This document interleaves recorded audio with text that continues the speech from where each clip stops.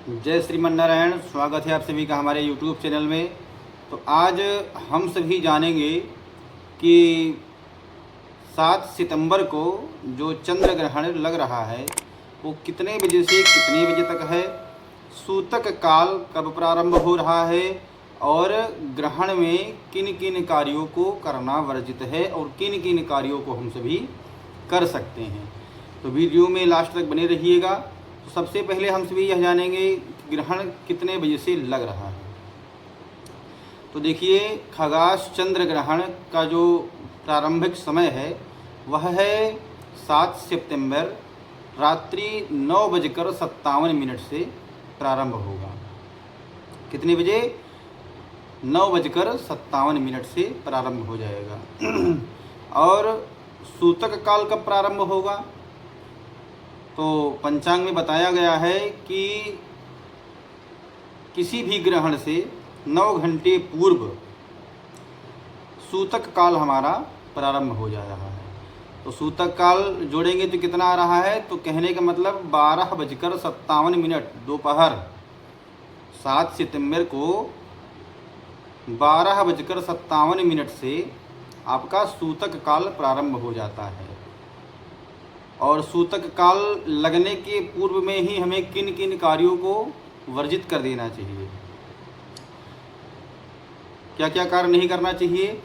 तो कहते हैं कि सूतक काल प्रारंभ होने के पूर्व में ही हमको भोजन इत्यादि, स्नान इत्यादि और मंदिर की पूजा सेवा इत्यादि सब सूतक काल के प्रारंभ से पहले ही हम सभी को कर लेना चाहिए।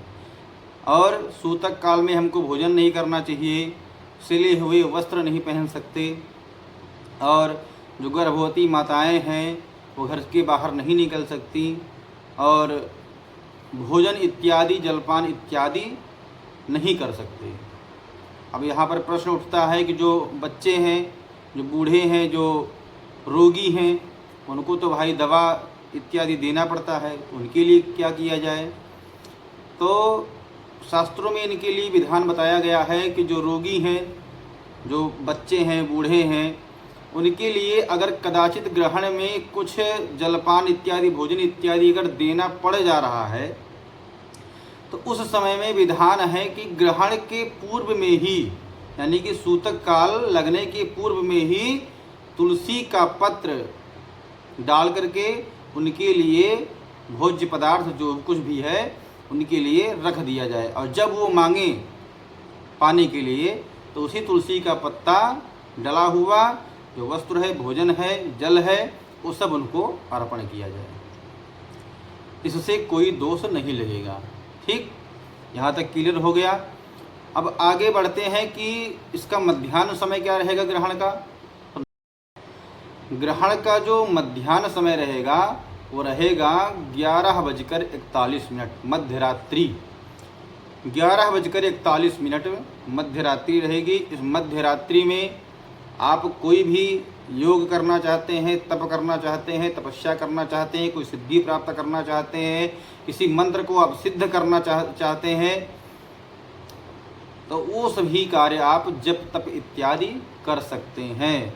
ग्रहण काल में पूजन नहीं कर सकते आप, सिर्फ मंत्र जप का ही विधान बताया गया है।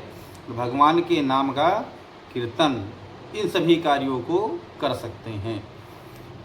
भगवान की पूजा क्यों नहीं की जाती? क्योंकि भगवान के ऊपर ही ग्रहण है, इसलिए मंदिर के कपाट बंद रहेंगे, मंदिर के पट बंद रहेंगे। जो भी सेवा पूजा इत्यादि होगा वह सूतक काल के पहले ही हो जाएगा, पूर्व में मैंने बता ही दिया। और ग्रहण का मोक्ष कब तक रहेगा?